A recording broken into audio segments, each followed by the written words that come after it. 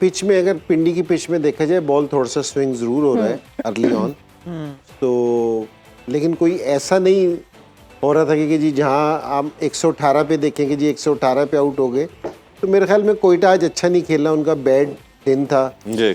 और क्रेडिट मेरे ख्याल में कराची को देना चाहिए। जहाँ कराची बुरा खेला है, हमने कराची को उड़ाया भी है, तो लेकिन यहाँ कराची आ जाना बहुत अच्छा खेला है। उनके बॉलर्स को अप्रिशिएट करना चाहिए, हसन अली को, दूसरे बॉलर्स को, उनको मजहर रब्बानी को बड़ा अच्छा उन्होंने बॉलिंग की है जी। तो मेरे ख्याल में कराची बहुत अच्छा खेले और मेरे ख्याल में ये PSL के लिए बड़ा अच्छा हुआ। वरना अगर आज कराची हारता ना तो बहुत क्लियर हो जाना था पहली 4 टीमें कौन सी हैं जो है ना सेमीफाइनल के लिए जा रही हैं।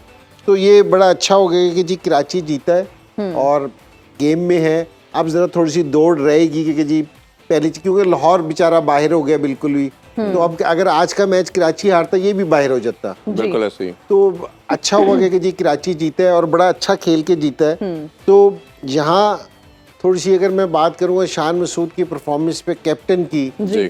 कि यहाँ ज़रा सोचना पड़ेगा।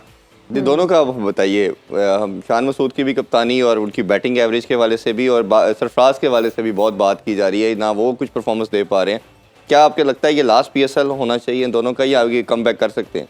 देखिए अगले साल की तो बात करना ज़रा दूर है, लेकिन मैं इस चीज़ पे करूँगा, अगर जिस टाइम यहाँ कराची से पहले भी हो चुका है, क्योंकि जी मलिक कप्तान था तो ड्यूरिंग द PSL ही कप्तानी से हट गया था कि किसी और ने कप्तानी ले ली थी। यहाँ शान के साथ भी है ना, क्योंकि जी वो बिल्कुल भी परफॉर्मेंस नहीं दे रहे। एक ये कि स्कोर नहीं हो रहा, एक ये कि अगर वो 30 रन कर रहा है ना तो 30 बॉलें भी ले रहा है, तो ये डबल नुकसान है जी। क्योंकि एक आप आउट हो जाए ना, दूसरे को मौका मिल रहा है।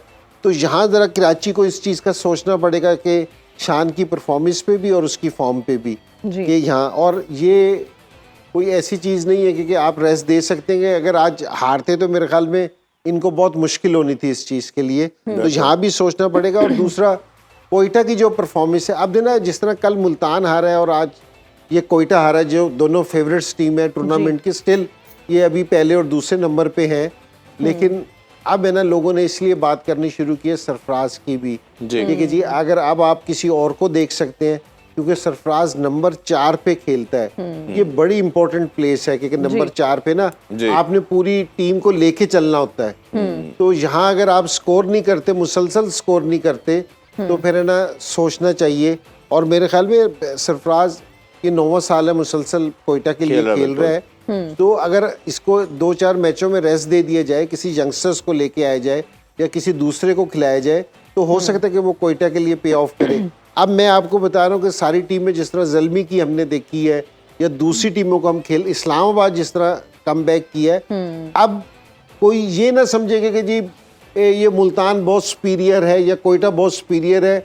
वो शुरू में एडजस्ट होने में ठीक है, टीमों को टाइम लगा। अब ये मुझे लग रहा है कि जी टीमें सारी है ना मुकाबले की होती जा रही हैं, उन्होंने अपना कम्बिनेशन बना लिया है। तो अब कोई बहुत टीमों में कोई बहुत ज़्यादा गैप नहीं रहेगी कि जी कोई बहुत सुपीरियर है। इसलिए जो आपके वीक लिंक हैं उनको आपको ठीक करना पड़ेगा। चेंजिंग सारी टीमें मेरे ख्याल में उनकी है। जिस तरह मुल्तान को एकदम फर्क पड़ा उस्मान के जाने से, बिल्कुल ऐसे ही। तो अब सारों को जरा सोचना पड़ेगा इस चीज़ पे। बिल्कुल।